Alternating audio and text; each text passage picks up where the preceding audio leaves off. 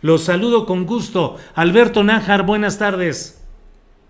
Hola Julio, buenas tardes. Buenas tardes Juan, Arturo y a todos los que nos acompañan en esta emisión, Julio, este Gra- miércoles 7 de abril. Así Siempre es. digo porque me equivoco de fechas. Yo Entonces, también, yo me hago unas bolas con las fechas siempre. Si me ponen aquí que es este jueves 15 de junio, igual lo leo y hasta más adelante me doy cuenta. Soy muy despistado en eso. Gracias, Alberto. Arturo Cano, buenas tardes. ¿Qué tal? Buenas tardes, Julio. Buenas tardes a mis compañeros de mesa y a todos quienes nos hacen el favor de acompañarnos en este espacio. Gracias. Juan Becerra Costa, buenas tardes. Muy buenas tardes, Julio, Alberto, Arturo, auditorio, pues ya listos porque me parece que hay muchísimos temas Sí. y todos están muy buenos y muy calientitos algunos, Julio. Calientitos, calientitos. Así es que casi, yo nomás les dejo el tema, los dejo a ustedes y ahí se hacen bolas con todo lo que tengan que decir. Alberto Nájar, ¿qué onda con lo del montaje de Carlos Loret exhibido hoy en la conferencia mañanera y las reacciones que se provocaron? ¿Es políticamente adecuado lo que hace el presidente al exhibir este montaje? ¿Es adecuada la respuesta de Carlos Loret? ¿Qué opinas de todo esto, Alberto Nájar? pues mira, primero me pellizco para que vean que no soy un montaje, que estoy aquí.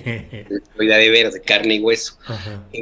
A mí me coincido un poco con lo que decía Rubén Luengas hace unos minutos. A mí me parece que fue demasiado tiempo el dedicar la conferencia de prensa mañanera con todo el poder que implica ese espacio de comunicación presidencial y de gobierno, porque desde hace 2 años el ejercicio de gobierno, de administración pública, se aplica desde Palacio Nacional en el Salón de Tesorería cada mañana. El presidente ahí da instrucciones, regaña a funcionarios, da órdenes, anuncia programas, en fin, ahí es donde es como el despacho del presidente, ahí es, Uh-huh. en lugar de firmar decretos, los dice en la mañanera. Entonces, por ese cariz que ha tenido estas conferencias de prensa, me parece que fue demasiado dedicarle tanto tiempo, pues, toda una conferencia, de hecho, había muchísima expectativa en Twitter, se anunciaba como si fuera el estreno de la nueva película, de la Guerra de las Galaxias número 75, en fin. Entonces, más allá de que estos hechos ocurrieron, de que se incurrió en un acto que puede parecer delictivo, que se arruinó la vida de varias personas, entre ellas de Israel Vallarta, que sigue ahí en prisión, me parece que debería tomarse en consideración el efecto, el impacto que puede tener el que se haya dedicado, insisto, tanto tiempo y exhibido un montaje, porque tengo la impresión que solamente le está dando aire a un espacio, a un personaje y a otros grupos personajes que pues tendrían que ir en su mismo camino, la ruta de declive que emprendieron hace un buen rato. Entonces, esto es como darle aire, como de ponerle un carro nuevo, cambiarle de llantas, en fin. Entonces, me parece que nada más por ese ejercicio, creo que el presidente pudo haberlo hecho de manera distinta. Ahora, si analizamos lo que implica esto que se presentó ahora en la tendencia, en la tradición a los montajes televisivos, bueno, eso es otra discusión que creo que los periodistas debemos dar en algún momento. No sé si este sea el espacio adecuado, pero lo que decía Genaro Villamil al inicio de esta intervención, de esta conferencia, pues tiene algo de razón, y con esto quiero cerrar. Esta clase de montajes, este tipo de escenificaciones que fueron muy comunes en el tiempo de Genaro García Luna, han existido toda la vida. O sea, está el caso de la Guerra del Golfo, con esas Ajá. historias ahí de periodistas supuestamente infiltrados, metidos ahí en pleno combate, lo que se comentó muchísimo de que esta presentación que se hizo en 1991, el bombardeo hacia Irak, y las luces que veíamos que caían, que decían que eran misiles y que eran los Scuds respondiendo. En fin, todo ese tipo de cosas han ocurrido siempre, y yo insisto que en el caso de México y en el caso particular de esto que estamos hablando, habrá que revisar un poco más allá, no Uh-huh. concentrarte en un personaje como Carlos Loret de Mola, sino revisar todo lo que implica, todo el entorno todo lo que se quiere construir, porque Loret de Mola, ni modo, pues es un pedazo, un eslabón de una cadena grande que tiene otros objetivos, que me parece que deberíamos revisarlos, ¿no? Y esos objetivos no necesariamente son los mejores para el país, y hoy, insisto, ese afán de que el presidente no termine su periodo constitucional, ahí sigue, ahí está muy presente. Entonces, y cierro, ¿para qué darle tantas alas? Pero bueno, no sé qué piensan ustedes. Gracias, Alberto Nájar. Arturo Cano, ¿qué opinas sobre este tema? Bueno, yo creo que ciertamente, como dice un clásico de la política, el poder elige a su oposición.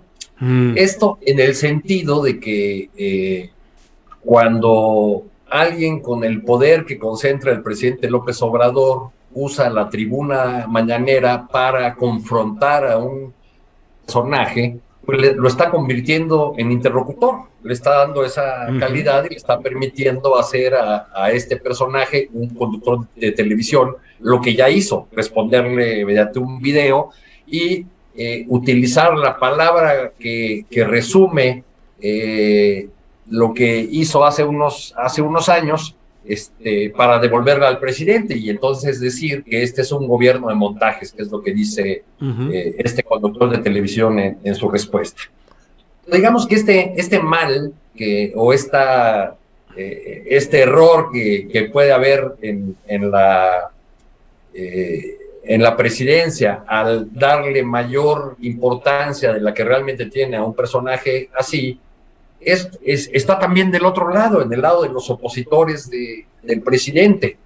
Esta oposición que navega en las aguas electorales de 2021 con una brújula antigua, con una brújula vieja, con una brújula que no lee la nueva realidad, que sigue interpretando que el presidente es débil porque está solo y porque tiene en contra toda la intelectualidad, tiene en contra a todos los investigadores, tiene en contra gran parte del empresariado, tiene en contra a empresarios estadounidenses por lo que quiere hacer en materia de energía. En fin, esta lectura vieja, que es la que guía las acciones de la oposición, olvida solamente un pequeño detalle, olvida que ya no estamos jugando con el antiguo tablero, que el tablero fue botado de la mesa en 2018 y que hay un nuevo juego.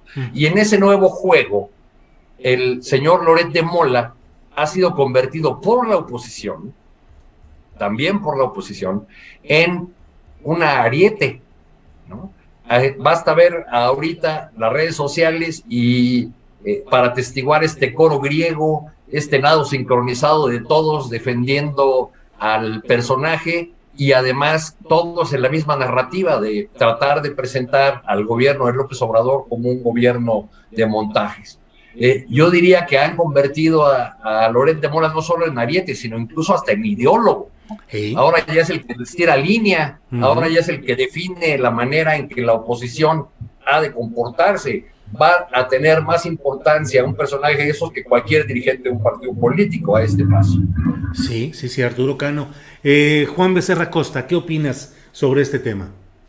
Pues sí, coincido también en que se le da demasiado reflector a Carlos Loret de Mola. No con eso estoy diciendo que no se debe de evidenciar todo este tipo de trabajo que hace, porque eso no se llama periodismo. El periodismo requiere de la verdad, y también el recuerdo, la memoria, sobre todo a los jóvenes, de ese montaje y todas las implicaciones, pero son demasiados reflectores al pasquín con patas, y más allá de este montaje, Julio, pues aquí hay que tener en claro que no es solo lo que está sucediendo con Carlos Loret o con Latinos o con su grupo de interés, sino también una ausencia de efectividad por parte del Poder Judicial en México, porque el caso de Israel Vallarta es muestra sin duda de que en México el acceso a la justicia es un privilegio y no un derecho.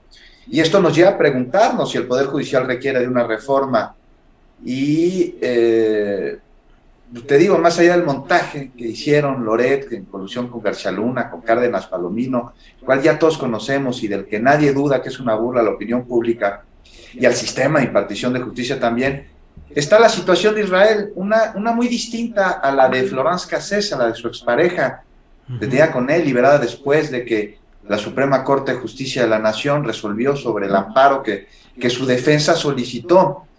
es aquí de llamar la atención cómo una nación se enfocó en proteger a una conciudadana que no era influyente, que no era hija de un político, que no era hija de un gran empresario. Era una francesa en México, al cual se le violó su debido proceso, y la maquinaria que Francia utilizó en México a través de un equipo de defensa, tanto de abogados franceses como de abogados mexicanos. Estaba ahí Agustín Acosta.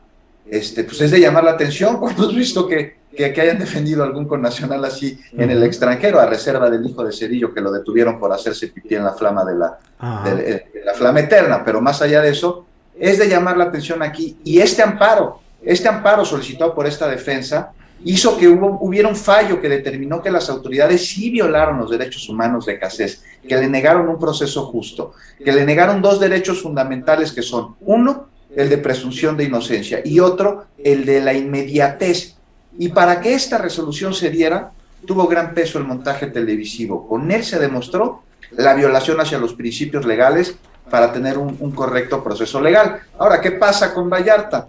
Más de 16 años en prisión sin que exista sentencia, sin que haya pruebas con las que se le encuentre culpable. Estamos hablando, dense cuenta de que ha estado en la cárcel durante parte del sexenio de Vicente Fox, la totalidad de los sexenios de Calderón y de Peña Nieto, y lo que va del sexenio del presidente López Obrador. Estamos hablando de que ya pasó en la cárcel 4 sexenios, no completos, pero sí 4 sexenios, y además víctima del mismo montaje que demostró la violación al debido proceso en el caso de Cassés. Y aquí sigue pues el planteamiento de otra pregunta: ¿a quién le conviene que Vallarta esté en la cárcel, que esté preso?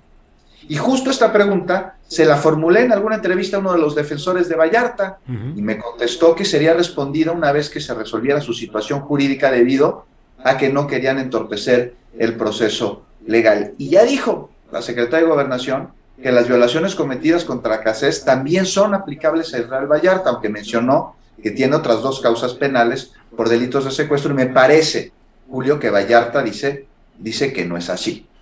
Y aún así, no olvidemos aquí que en México 4 de cada 10 personas privadas de su libertad, que están en un centro de reclusión, lo hacen sin tener sentencia. Muchos ni siquiera tienen idea alguna de por qué se les está acusando.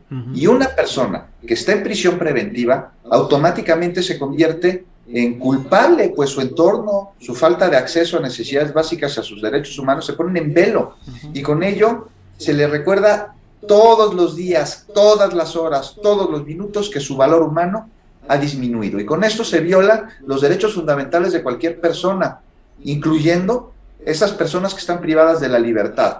Ya, el terrible daño que causó el montaje es algo que también está pendiente de justicia, por lo menos por parte del Poder Judicial, porque esa producción de notificción, como le dice mi amigo Bastián, queda en la memoria ciudadana como tarjeta de presentación de que Carlos Moret, para la historia, un economista que dice ejercer el periodismo y que fabrica noticias de manera inescrupulosa para generar audiencia, y seguramente un chayo, sin importar a quién daña con ello, de manera directa y sin importar faltar a la verdad, que es la sustancia elemental del periodista, pues todo parte de ahí, ¿no? De la verdad.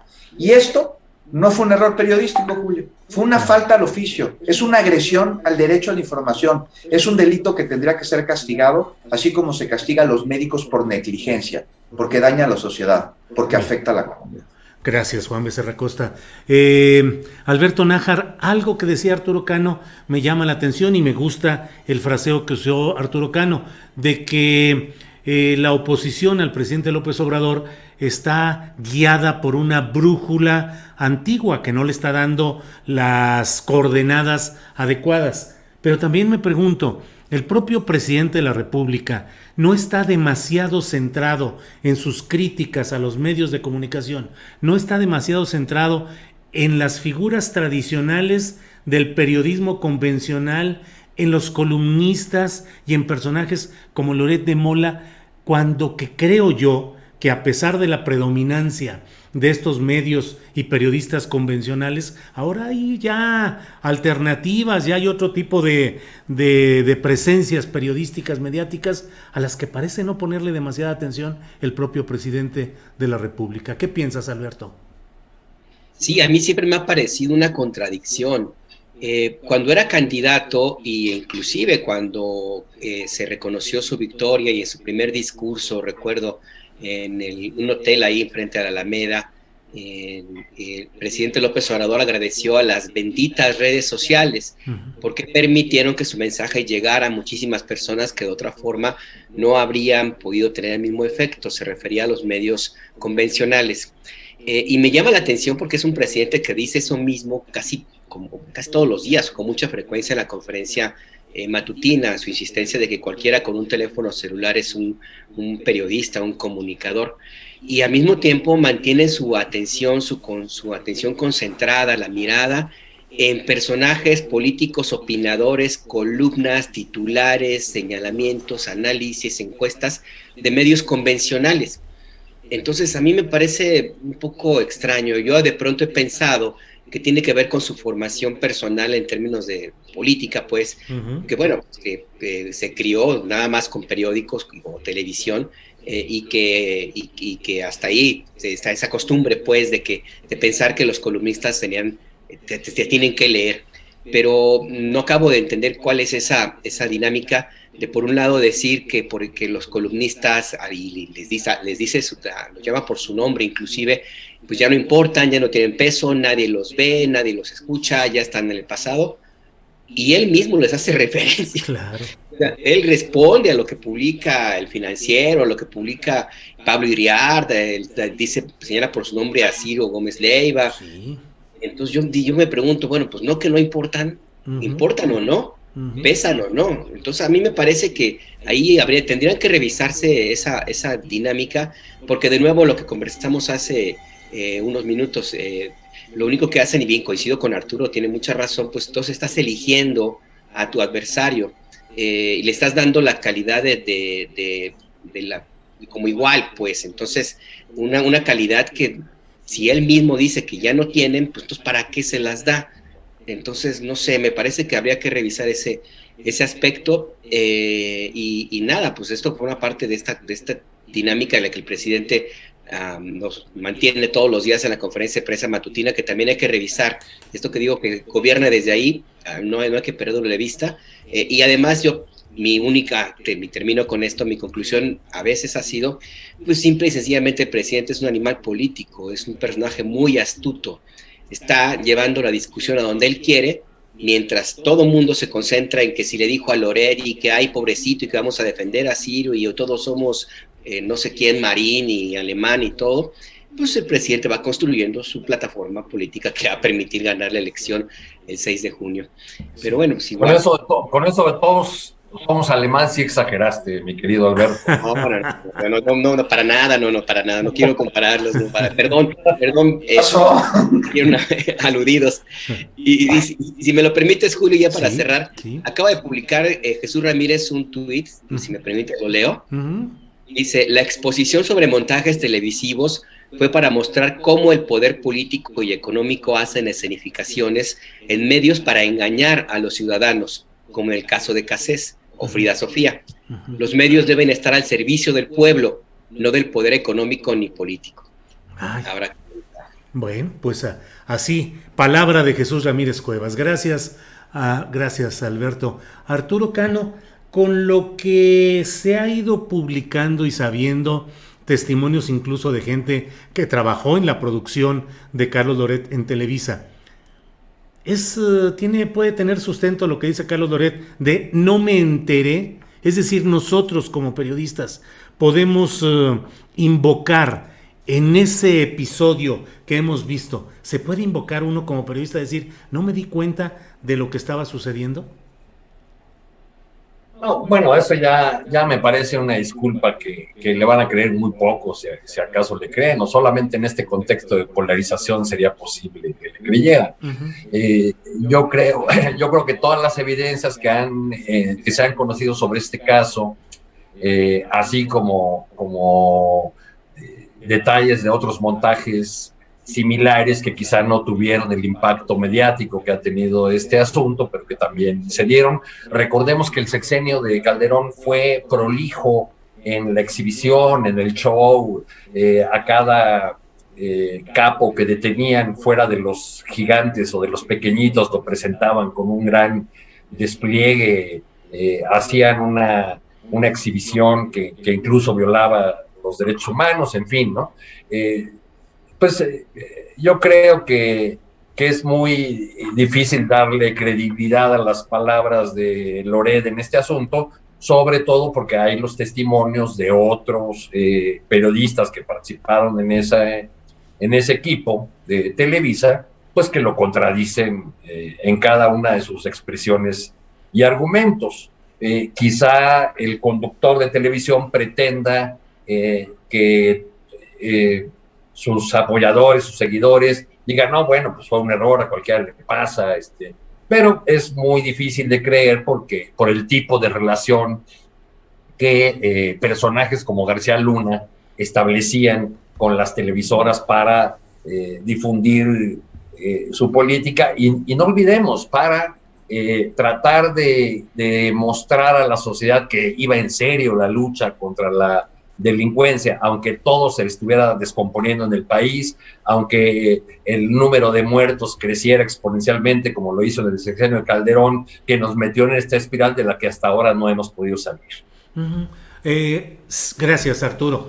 Juan Becerra Costa, porque además, se dio la liberación de aquel entrenador, director técnico de fútbol, Rubén Omar Romano. Recordemos que el propio Javier Duarte, exgobernador de Veracruz, dijo que habían acordado con Osorio Chong cómo se iban a manejar las cosas en la entrevista en Televisa con Carlos Loret, que habían llamado a Televisa para acordar los términos. Es decir, en el fondo de todo esto, Juan Becerra Costa, pero tú tendrás la mejor opinión, pues me parece que lo que está exhibido y subrayado es ese papel deformador de la relación entre los poderes políticos y Televisa. En el fondo es también el juicio y la exhibición de lo que ha sido y a lo que ha servido Televisa. No es solamente Carlos Loret, sino particularmente Televisa. ¿Qué opinas, Juan? Estoy de acuerdo contigo, Julio, y hay una perspectiva enorme, ¿no? Por eso, sí es importante que se haga referencia a lo sucedido, que se recuerde el montaje y que se tenga muy en claro quiénes son este grupo de personas que se hacen llamar comunicadores, que están tergiversando noticias y que tienen como bagaje profesional este tipo de relación política con los medios de comunicación, de gobiernos con medios de comunicación, en los que pues le dan a tole con el dedo a la audiencia y con ello a la población a través de la manipulación de sus conciencias. Uh-huh. Y mira, sobre la respuesta de Loret a la mañanera de hoy, sí, a mí me parece cobarde, Julio, que asuma esta posición de víctima cuando ahí está la evidencia. Él es victimario. El daño de sus montajes dañó a personas y a instituciones. Y él dice que va a seguir haciendo periodismo. Pues que nos perdone, pero a mí me parece que eso no es periodismo. El periodismo tiene como elemento esencial algo de lo cual carece, que es la verdad. Y sobre el tema que mencionabas de Azucena Pimentel, quien colaboró con Loret de Mola y con este noticiario cuando se hizo aquel montaje, uh-huh, y que ha asegurado que tuvo conocimiento de los hechos que ocurrían y de la identidad de los detenidos, al mismo tiempo que toda la audiencia del noticiario, uh-huh, que colabora con el gobierno federal. Ella dijo que no participó en reunión alguna con instancias privadas o con gubernamentales para crear montaje alguno, ni en ni en otros. Y por supuesto que genera suspicacias, ¿no? Porque es el mismo discurso que tiene casi Carlos Loret de Mola intentando desafanarse de su responsabilidad. Ahora, a mí me parece que este caso en particular tiene que investigarse y que por supuesto que en caso de que haya estado involucrada tendría que dejar de colaborar para el gobierno actual y a ver quién le da trabajo fuera de Latino, ¿no? Que yo creo que ni ahí, porque me parece que no salieron muy bien. Pero me parece que Pimentel trabajaba en cabina. Uh-huh. Eso es lo que ha dicho, por lo menos, que ahí estaba su función. Y mira, Julio, en cabina se tiene conocimiento de datos muy precisos sobre la transmisión. O sea, están los nombres de aquellas personas que están a cuadro, cuánto duran los segmentos, las imágenes que vienen en vivo o que se tienen grabadas y que deben meterse a cuadro, el guión en prompter, la escaleta, que es la síntesis de lo abstracto de un programa, que sigue después. pero los detalles de la información, como cómo se gestó la nota y prácticamente la totalidad del contenido periodístico, más allá de datos duros como nombres de quienes están a cuadro, pues no lo conocen, no tienen que conocerlo quienes están adentro de una cabina. Ellos carecen pues por completo de control e inferencia en los contenidos, y si la transmisión es en vivo y hay un enlace, como fue el caso del montaje, pues en cabina nada más reciben la señal y mandan la transmisión y esperan a que termine para regresar a foro. Entonces, ¿Y entonces por qué cubrirían la identidad de Luis Cárdenas Palomino? es a lo que voy. Si no sabían nada. Exactamente. Entonces, ¿de quién recibieron? Por eso te estoy diciendo qué pasa con el personal de cabina. O sea, ¿por qué podría ser creíble? Ahora, ¿qué sucede cuando estás dejando de meter datos que tendrías que meter en una transmisión normal? Pues ahí se genera la duda, ¿no? Raro que hubiese sido lo opuesto.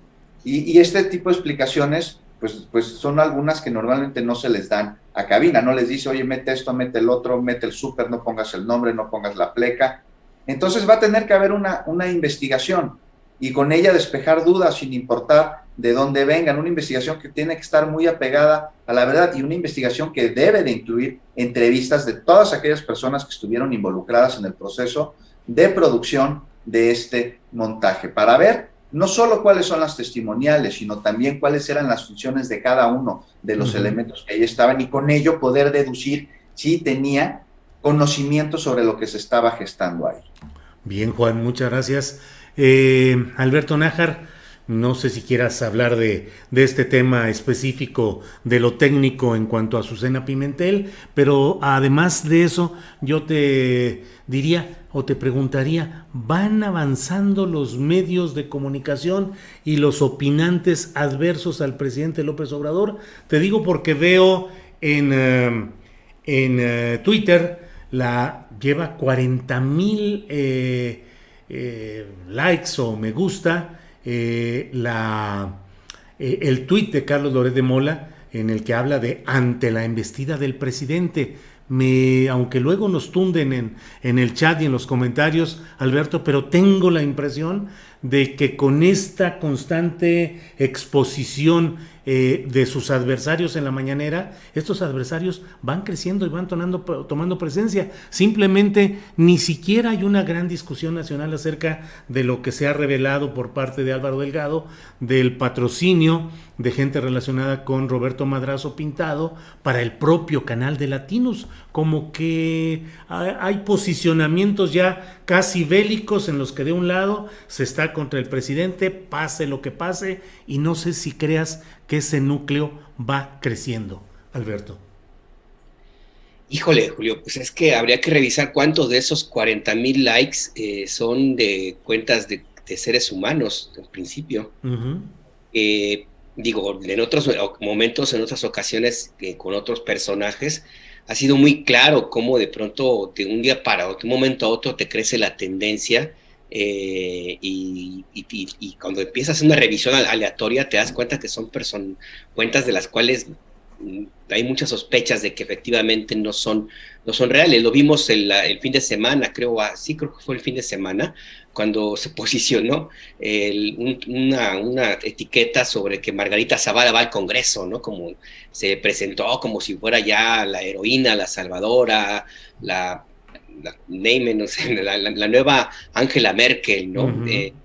Y pues cuando revisas, no, pues esto era simplemente los bots, las granjas de bots que han apoyado a la familia Calderón y a los aliados, pues se activaron simplemente.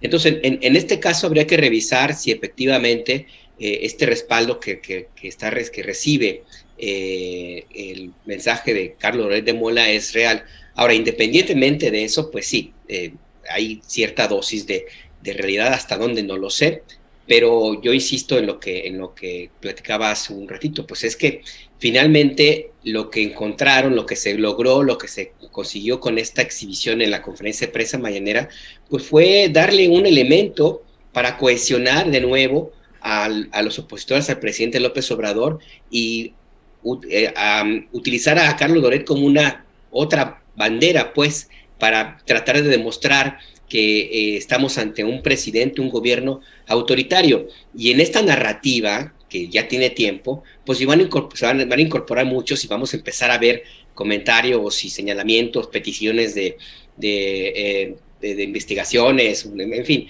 ya vemos a Lili Téllez diciendo que esto es un ataque a la libertad de expresión, y seguramente vamos a ver a Javier Lozano también echando bronca, vamos a ver a los que ustedes quieran. Entonces, pues el tema es de nuevo que se están inflando a una oposición, a un grupo, le están dando como elementos para cohesionarse, para encontrar inclusive sus representantes, a sus abanderados, y asumir de nuevo una nueva estrategia que por lo menos en redes sociales va a hacer mucho ruido. Y hay que revisar efectivamente el fondo de las cosas, y en ese fondo hay, sí, ciertamente yo no descarto, como tú planteas, una decisión de esconder el origen de Latinus, el financiamiento irregular que existe detrás de este medio de comunicación que surgió de un día para otro, pero también existe una idea de tratar de convertir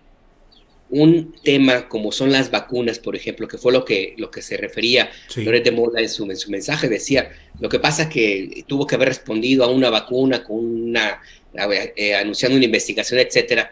Cuando dijo eso, a mí me quedó claro que esto forma parte de una estrategia que tenía ya una semana. Es decir, se magnificó el tema de error o montaje, como le quieran llamar, de una vacuna entre 9 millones, simple y sencillamente porque en esos días se publicaron encuestas donde señalan que Andrés Manuel, el presidente, tiene 60% de popularidad, y una buena parte de este incremento en su respaldo es porque la gente está de acuerdo con las vacunas, la gente cree que está funcionando, y entonces eso pues enervó a muchos. Entonces aquí no hay nada por generación espontánea, Julio, ni siquiera los bots, hombre. Ni siquiera los bots, así es. Gracias, Alberto. Arturo Cano, todo este proceso de adulteración de las redes sociodigitales, las fake news, las granjas de bots, los comentarios programados para tratar de generar cierta percepción de la realidad. ¿Crees, Arturo, que están ganando terreno, que hay gente que se está sintiendo incierta respecto al futuro de la llamada cuarta transformación? Es decir, en pocas palabras, ¿están obteniendo su objetivo quienes están sembrando de incertidumbre, sobre todo las redes sociodigitales?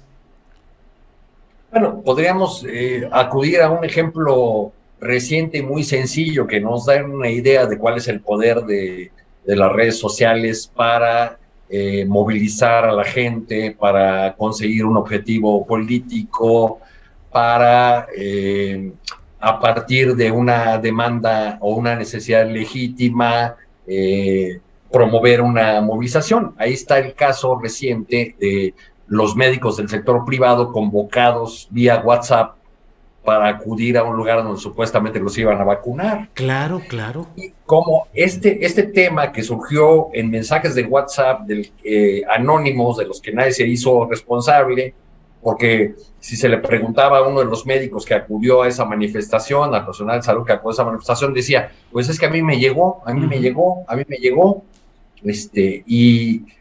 bueno, así es como desde los tiempos de Echeverría, que fueron prolijos en rumores, al punto de que la ciudadanía vivió aterrorizada en algunas etapas de este sexenio porque iban a llegar a vacunar para esterilizar a los niños o cosas por el estilo. Creo que con las redes sociales pues puede haber fenómenos o campañas orquestadas que harían ver a los efectos de aquellos rumores del echeverriato como un día de campo, ¿no? Yo creo que sí hay un asunto que atender ahí, y que quizá en estos 2 meses que van a ser muy intensos de aquí a las elecciones, vamos a ver mucho lodo brotando de las redes sociales y muchas intenciones de engañar, de distorsionar, de sembrar incertidumbre entre los posibles votantes. Creo que apenas nos estamos acercando al tema. No sé si dedicar todo el tiempo en la mañanera a un tema de los montajes ayude lo suficiente a desmontar o a prevenir a la población sobre este tipo de cosas, o más bien contribuya a profundizar la polarización. Yo creo que del lado del gobierno también debería haber mucha insistencia en el tema de la investigación sobre esta vacuna, de desmontar desde su origen las campañas que se arman en torno a este tipo de asuntos, como en este caso de la vacuna de Biden. Arturo Cano, gracias. Gracias a quienes nos siguen. Hay casi 8,700 espectadores y uno de ellos nos escribe en el chat, dice, se llama Salvo Montalbano, dice: Julio Astillero diciendo que AMLO le dedica mucho a Loret y mira nada más, 42 minutos hablando de él. Así es que tiene razón nuestro amable seguidor. Entonces, Juan Becerra Costa, ¿qué te parece si vemos ahora el tema del INE? ¿Cómo ves la bronca que está? Ayer la propia secretaria de Gobernación, ahí se echó su tirito en lo de la impresión esta de material electoral, le contestó Lorenzo Córdoba, pareciera Lorenzo Córdoba en un plan muy gallito de responder y de estar. ¿Cómo ves todo esto que se está planteando en la pugna con el INE, Juan Becerra Costa? Pues sí, muy gallito, Lorenzo Córdoba, ¿no? Sí. Pero antes de entrarle, y no voy a hablar ya del pasquín con patas, para nada, pero sí hay que tratar el tema de las redes sociales y sobre todo en esta época de campañas, en este proceso electoral, porque Julio, y no es algo nuevo, se están utilizando las redes sociales como herramientas no solo para difundir noticias falsas, sino para dirigirlas a personas en las que a través de algoritmos se sabe que les puede causar algún tipo de impacto emocional, algo muy similar a lo que sucedió con Cambridge Analytica. Ajá. Y esto está sucediendo en México y esto se está llevando a cabo, y en vez de que exista un avance por parte de las empresas de redes sociales para transparentar el uso de sus plataformas y la publicidad, se están echando para atrás y se están cerrando y no están dando los datos, lo que es altamente peligroso, porque precisamente a través de la infodemia, de los datos falsos como los que mencionaba Arturo, pues se mandan a personas que saben que las van a recibir y que van a actuar y que van a responder con algún tipo de conducta, y esto ya lo vimos también suceder en Brasil, con Bolsonaro, con resultados que son verdaderamente terribles. Entonces sí, mucho ojo con esto, y es un tema que tendríamos que analizar a través también de a ver qué nos dicen los especialistas, que cada vez son menos, porque la tecnología avanza tan rápido que quedan atrás quienes la analicen, y quedan muchísimo más atrás las posibles regulaciones y legislaciones que se puedan hacer, porque cuando entran en vigor, pues ya entran en vigor sobre una herramienta que es totalmente obsoleta y de la cual ya salieron nuevas versiones. Muy bien. Y bueno, ahora sí vamos con ese del gallito, ¿no? Viene. El gallito. Sí, híjole, aquí me parece que el árbitro no es ni discreto, ni imparcial, ni cumple con la ley.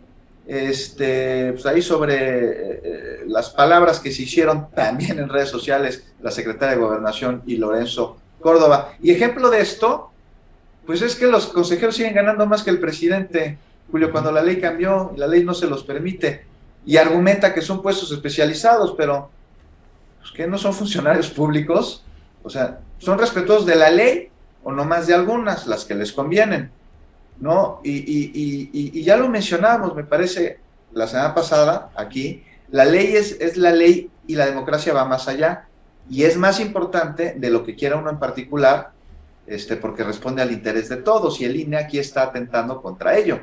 No olvidemos que sobre las modificaciones que han hecho la propia Constitución, prohíbe llevar a cabo cualquier modificación una vez que haya iniciado el proceso electoral. Y es una pena, Julio, es una desgracia que el INE esté en el ojo del huracán, y que muchos de sus consejeros, especialmente el consejero presidente, se han convertido en actores políticos que, en lugar de ser guardianes de la democracia, son claramente pues, ahí una oposición.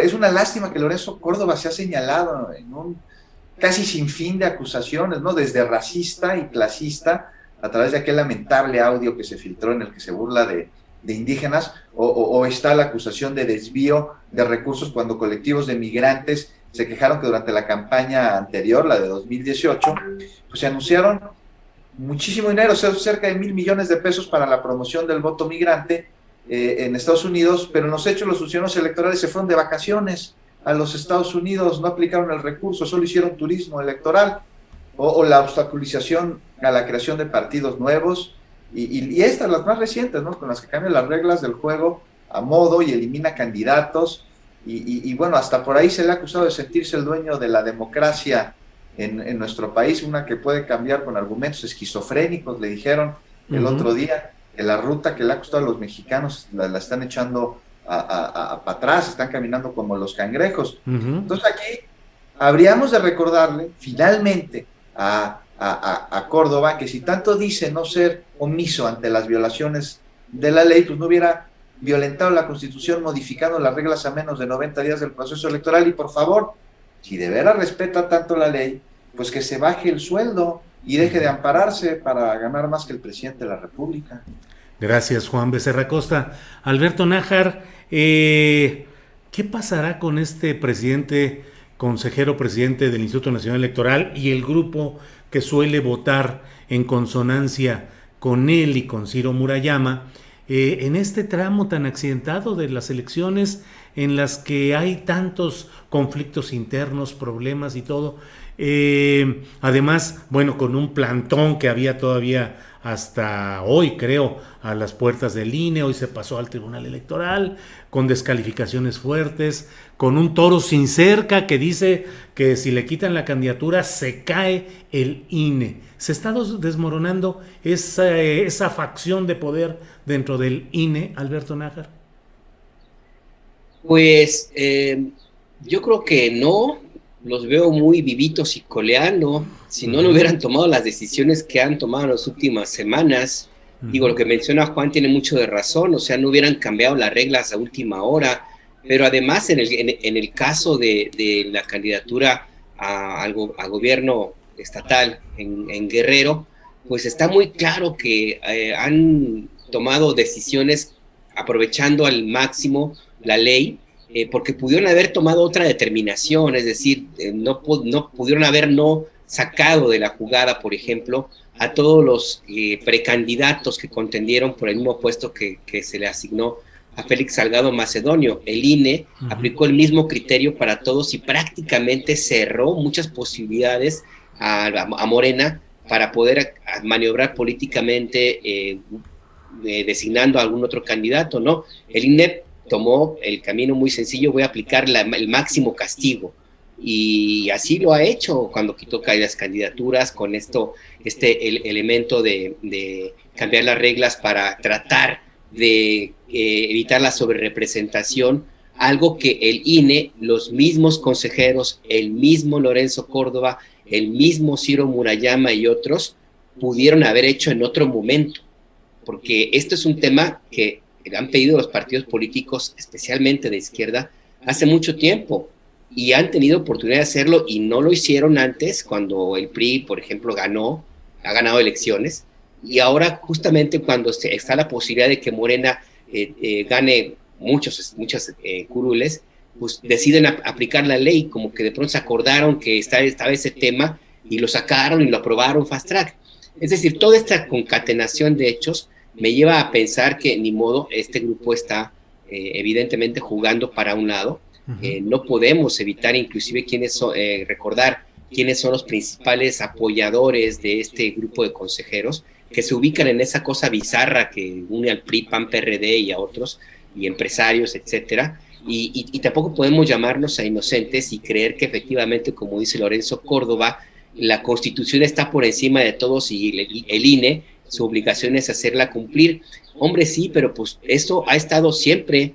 ¿Y por qué ahora lo aplicas? ¿Por qué ahora decides tú acordarlo y comportarte de esa naturaleza? Y esto ocurre, y yo creo que van a seguir haciendo o seguirán en la misma tesitura, porque sí tienen la creencia, la certeza de que tienen este respaldo. Y además cuenta con un elemento adicional, hombre. Yo difícilmente veo al presidente López Obrador apoyando una destitución de estos consejeros o la cancelación del instituto, como algunos están planteando en su movimiento. O sea, ese tiro no se lo va a aventar el presidente.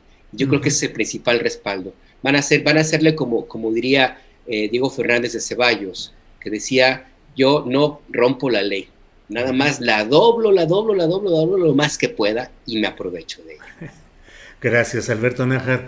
Arturo Cano, me queda la impresión, debí preguntárselo al propio Alberto Nájar, pero ¿qué opinas? Pareciera que el INE está en un plan provocador, pareciera que a pesar de sus experiencias anteriores de omisión ante gastos desmesurados de candidatos políticos como Peña Nieto y como muchos casos más, a pesar de eso se ha esmerado el grupo de Lorenzo Córdoba y Ciro Murayama en pretender aplicar ahora ciertas pulcritudes jurídicas que antes no practicaron. Estarán provocando para tratar de evidenciar los supuestos tufos autoritarios del gobierno, de la administración del presidente López Obrador, Arturo. Yo creo que en el fondo de sus corazones los consejeros Lorenzo y Murayama buscan ser mártires de la transición a la democracia. Creo que se victimizan, se colocan en un plan de confrontación, porque son unos convencidos de que sí hay una amenaza autoritaria en contra del instituto y porque forman parte de un grupo cuya presencia e influencia en la vida nacional va mucho más allá de las paredes del INE. Es un grupo que se hizo de esa institución y de muchas otras instituciones surgidas al calor de nuestra fallida transición, que obtuvo puestos de poder muy importantes, canonjías, prebendas, altos salarios, en fin, que incluso obtuvo fuera de los recintos públicos negocios para sus empresas privadas, en el caso de los dos grupos que están representados por las revistas Nexos y Letras Libres. Pero quisiera hablar del espejito que tienen del INE enfrente, que es ahora Mario Delgado. Estoy viendo ahorita algunos adelantos de noticias, Julio, no sé si ya lo hayas visto, el anuncio de Félix Salgado de que retiran los plantones tanto en el INE como en el Tribunal Electoral. Eso lo están diciendo ahora.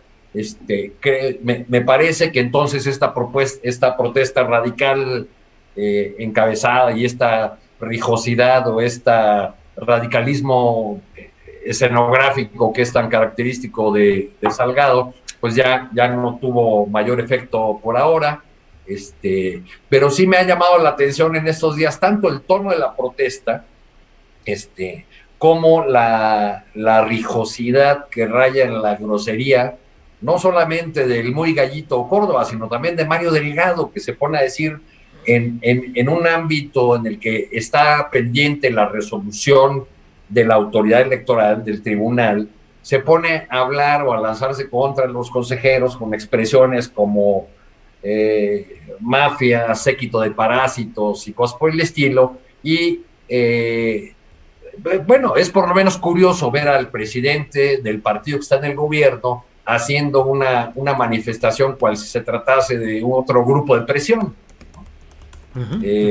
Bien ganado por ambos bandos esta confrontación, pero menciono esto por la paradoja de que mientras marchaban Mario Delgado y Félix Salgado al Tribunal Electoral, también marchaban grupos de militantes de Morena que desde hace semanas mantienen tomada la sede nacional del partido. Sí. Que por cierto, respecto a ellos y a sus inconformidades en muchos estados, inconformidades muy distintas, pero que tienen como denominador común la poca limpieza que se dio en la selección de los candidatos o la manera opaca como estos fueron seleccionados. Bueno, pues ellos también iban a manifestarse y tal vez por eso decidieron levantar estas manifestaciones para que no se dieran ahí enfrentamientos o escarceos o choques con morenistas que están inconformes por el proceso interno de Morena. El miedo no anda en burro. Pues sí, no anda en burro. Pues son las 2 de la tarde con 57 minutos, estamos ya en la parte final de esta mesa de periodistas del miércoles 7 de abril. Pero, bueno, sobre este mismo tema, Juan Becerra Acosta, ¿qué tal si le damos una repasadita a cómo va el esquema electoral? ¿Qué les ha llamado la atención, lo positivo, lo negativo de las campañas o las actividades partidistas en curso con Alfredo Adame y sus millones, con el fallido intento del obispo emérito Onésimo Cepeda de hacerse diputado local? En fin, lo que te llame la atención de esta etapa, Juan Becerra. Pues sin duda parece que va a haber varios sketches tragicómicos como este candidato que iba en una carroza fúnebre y se salió de un ataúd cuando pues me parece que lo que ya estaba enterrado era su partido, el PES, ¿no? Ya lo habían velado, ya lo habían enterrado, ya le habían puesto flores, como dice la canción de los Tigres del Norte. Nos vamos a encontrar muchas ocurrencias, mucha guerra sucia, pero a mí sí me gustaría, Julio, hablar tantito de lo que está sucediendo con el fundamentalismo alrededor de algunos candidatos y del INE y de Félix Salgado Macedonio, porque más allá de que es impresentable y que quien le tuvo que haber puesto el alto era el mismo partido, porque de acuerdo a mi opinión pues no representa los valores de la Cuarta Transformación, el INE sí está faltando su labor de árbitro imparcial en este y en otros asuntos, ¿no? Se le acusa a Félix Salgado, o sea, una cosa que es impresentable y otra cosa es lo que está sucediendo. Se le acusa de no haber presentado el informe de gastos de precampaña, pero hasta donde yo tengo entendido, a ver, Arturo, que me corrija si estoy equivocado, pues no existió precampaña, nunca se asumió la condición de precandidato. Y mantener reuniones o llevar a cabo juntas, pues no es realizar precampaña. Caray, si alguien sabe de eso, es el mismo INE. La precampaña es muy clara y lleva, entre otras cosas, la promoción a través de carteles, de actos públicos organizados, en los que, como siempre, se reparten volantes, llaveritos. Tú sabes lo que es una precampaña. O sea, aquí vamos a tener que esperar la resolución del tribunal y mientras, pues se suma una más a las rayas de algunos, no todos los consejeros del INE, quienes están claramente asumiendo una posición de jugador y no de árbitro, lo que lleva, insisto, a la necesidad de revisar al instituto para que en verdad sea autónomo, porque nos están poniendo ahí en el chat que no estamos respetando la autonomía del Instituto Nacional Electoral, o que le estamos haciendo a un lado y que ellos tienen derechos. Bueno, dicen que se les está vulnerando su autonomía y a mí no me parece que sea así. Lo que se les está señalando es precisamente su falta de autonomía, caray, su dependencia hacia actores políticos que hoy son de oposición. Y ahora, eso de andar amenazando, pues ya es otra cosa, con que se va a pulverizar al INE, me parece terrible, me parece fanático, reprobable. O sea, primero hay que esperar a que culmine el proceso para entonces sí llevar a cabo las revisiones que sean necesarias para generar los cambios que permitan blindar de intereses ajenos a la democracia, perdón, al instituto, a través de un curso legal y de las instituciones correspondientes.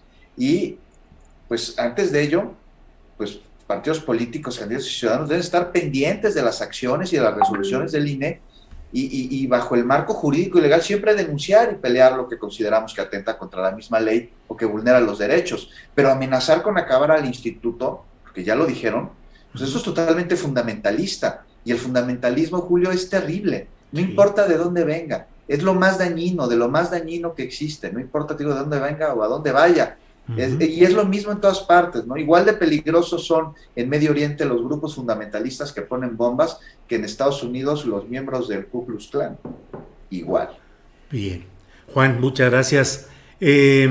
Alberto Nájar, de la jornada electoral, de lo que está sucediendo en estos días y en estas horas, ¿qué te parece positivo, qué negativo, qué piensas del asomo breve, efímero de Onésimo Cepeda y de otros temas como lo de Alfredo Adame, por citar uno de ellos? Mira, como periodista lo positivo es que haya este tipo de espectáculos como Alfredo Adame y sus pleitos con gruperos y ese tipo de cosas, porque pues va a ser divertido. A veces de pronto sí, ese tipo de historias que son realmente cuestionables, bueno, son de pronto un poco como de vodevil político, ¿no? Ya, el siguiente paso va a ser Marta Sagún y Vicente Fox, ¿no? Haciendo algo para completar el cuadro. También de lo positivo, me parece que hasta ahora todo parece marchar bien, a pesar de toda la cantidad de críticas, señalamientos, lodos, suciedades que se vierten en redes sociales, tenemos un país que de una u otra forma va caminando. Desgraciadamente hay violencia contra candidatos, de los asesinatos a aspirantes a puestos de elección popular, agresiones, están allí. Hay una respuesta clara del gobierno de la República para proteger a candidatos explícitamente señalada, lo cual no había ocurrido. Ni modo, es parte de la realidad de este país. Y hasta ahora me parece positivo que ese día de ese desbarrancamiento, esa ingobernabilidad, de millones y millones de personas en las calles protestando, exigiendo que se vaya el presidente y todo, no ha ocurrido.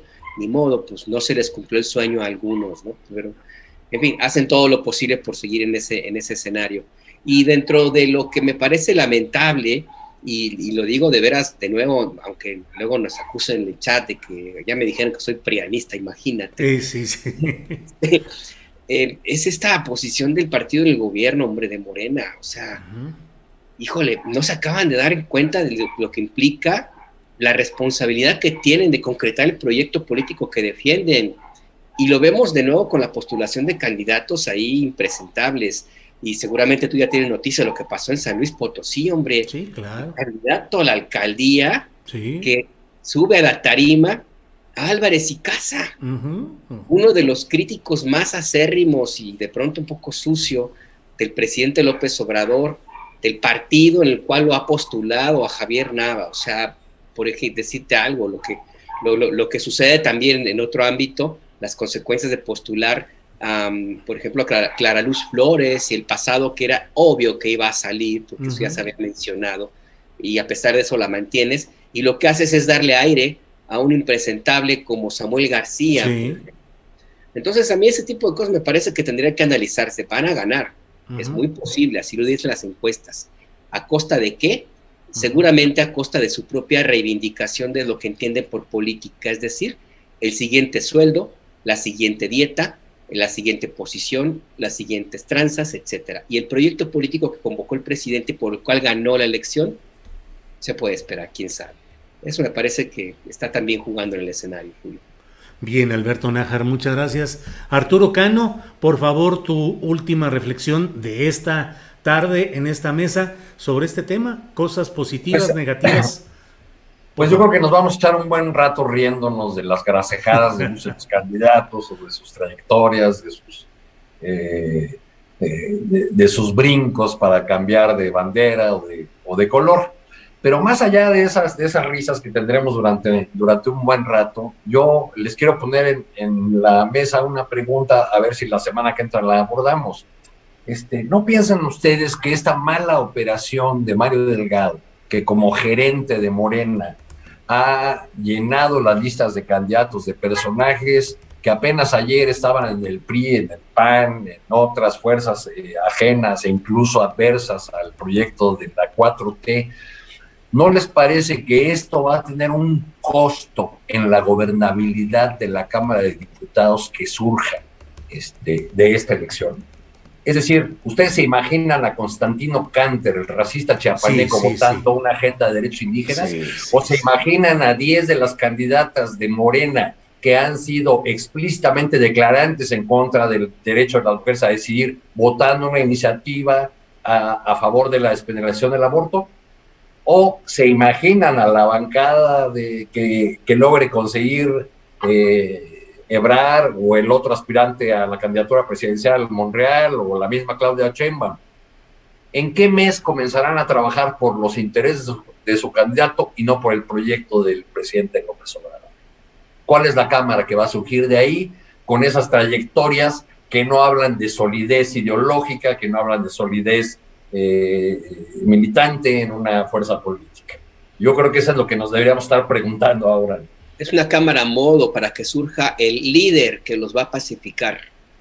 Pero esos grupos de interés que ya van a actuar en la Cámara de Diputados, ¿a poco le van a aprobar el presupuesto al presidente sin pedir cosas a cambio? Claro. ¿Así de agrapa? Pues sí. Nada. Así es, ese es el problema. La construcción del próximo poder político está afincada en distorsiones de origen, en complicidades y en la promoción de personajes cuya historia política claramente demuestra que son contrarios a cualquier propósito de regeneración nacional, y creo que eso es una desgracia para el proceso político que hemos esperado muchos, en el que hubiera un cambio sustancial en las relaciones políticas, pero pues la verdad es que con estos personajes van a esto, a cobrar favores, a cobrarse lo que invirtieron en la campaña, pues sí, y a mantener grupos de complicidades ajenos a lo que debería ser el espíritu de Morena. La pregunta ¿es posible el cambio de régimen con los mismos actores, con los mismos personajes? Así es, así es. Juan Becerra Costa, por favor, cierra esta mesa de periodistas que iniciamos precisamente con Alberto Nájar como primer expositor, y cerramos contigo sobre este tema que te brincaste hace rato, porque lo había empezado contigo, el de cómo veías estos claroscuros de la jornada electoral y estos personajes que nos llaman a reflexiones disímbolas. ¿Qué opinas, Juan? Pues los hemos venido viendo desde hace meses, que cómo se han venido infiltrando en la escena política, y lamentablemente muchos de ellos en el partido por el cual hubo voto masivo en 2018 para generar ese cambio tan prometido durante la campaña. Un cambio que sin duda se está llevando a cabo en muchísimos rubros, y un cambio que no sé cómo hacerle, Julio, Alberto, Arturo, para que se blinde, para que todos los avances que se han llevado a cabo durante los años de la administración y los que vengan en la que sigue se protejan de estos intereses que parecen no morir y que parecen tener una capacidad de adaptación mayor al de las cucarachas, y que se meten en todos los partidos políticos y en todas las fuerzas y en todos los movimientos, con esta misma voracidad de la de hace décadas, con estas mismas mañas, con estas mismas maneras de accionar y con estos mismos intereses que tanto le han hecho daño a nuestro país, y que pues tanta ilusión le pusimos nosotros a la 4T para que los aboliera, y metiendo personajes que representen y que formen parte de estos intereses, pues no va a ser la manera. Y a ver qué pasa con las candidaturas a la grande en el próximo periodo, en el siguiente periodo electoral. Ya mencionaba Arturo a algunos posibles candidatos, a Marcelo Ebrard, a la jefa de gobierno de la capital del país, a la doctora Sheinbaum, entre otros. Y yo la verdad, pues veo que a diferencia de la doctora Sheinbaum, de la jefa de gobierno, que parece que ha tenido una gestión impecable, pues veo que otros sí tienen amigos, intereses y cola que le pisen. O sea, no olvidemos con quiénes se han relacionado a lo largo de los años, para quiénes han trabajado, a quiénes les han servido y de quiénes son amigos. Y vamos a tener una muestra de esto en las próximas cámaras, tanto federales como locales, de que van a estar pues mezcladas entre buenos cuadros, sin duda alguna, porque los hay, pero también estas alianzas pragmáticas que les llaman, que yo sigo insistiendo en que no son más que promiscuidad política para tal vez ganar hoy, pero perder mañana, porque le va a costar muchísimo, muchísimo, primero al partido al verlos jalado y haberlos postulado, y después al movimiento tenerlos ahí, porque es meter al enemigo en casa. Híjole, cuántas cosas, cuánto podríamos seguir platicando, pero por desgracia, pues el tiempo llega, son las 3 de la tarde con 11 minutos, y como siempre les agradezco esta posibilidad de contar con su punto de vista, con su análisis, con su interpretación de lo que está sucediendo. Alberto Nájar, muchas gracias, buenas tardes. Buenas tardes, Julio, un abrazo para ti, para Arturo, para Juan, Adriana, todos los que nos ven, y pues peace and love, porque lo que viene va a poner bueno. Peace and love, sí es cierto, gracias Alberto. Arturo Cano, gracias y buenas tardes. Gracias, sigamos soltando la risa con los candidatos. Pues sí. Juan Becerra, gracias. Juan Becerra Acosta, gracias. Risa tragicómica, pero bueno, risa al fin, y sí, también, peace and love, abrazos, no balazos, estén muy bien. Bueno, gracias y nos vemos próximamente.